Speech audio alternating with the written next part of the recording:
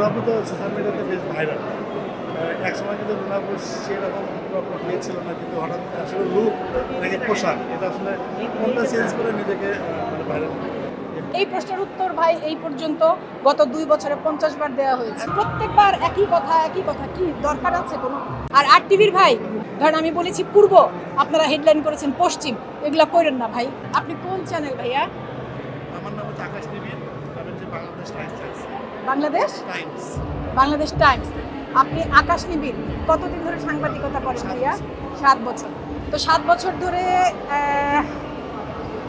গত 2 বছরে আমি যে ডিজাইনারদের মডেল হয়ে কাজ করেছি, আজকে যে শাড়ি পরে এসেছি সামিনা সারা মেহেরের ডিজাইনার, গত 2 বছরে আমি যে ডিজাইনারদের মডেল হয়ে কাজ করেছি, সামিনা সারার মডেল, সানায়া চৌধুরীর মডেল, তাসমিত আফিয়াত আর্নির মডেল, এবং এদের প্রত্যেকের মডেল হয়ে মিম মেহজাবিন প্রত্যেকে কাজ করছে। সবাই কাজ করে ঘরের ভেতর বাক্সের ভেতর বন্দি করে রাখার জন্য না, ফেসবুকে পোস্ট করে এবং লোকে দেখবে, পাবলিক দেখবে, পছন্দ করবে অপছন্দ করবে সে সমস্ত জানাবে।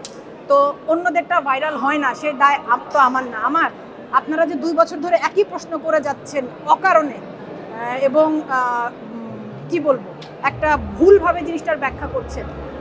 আমি মডেল হিসেবে কাজ করছি, মডেল হিসেবে আমার আরও 5 জন সহকর্মীরা কাজ করছে, একই ডিজাইনারদের পোশাক পরে কাজ করছে।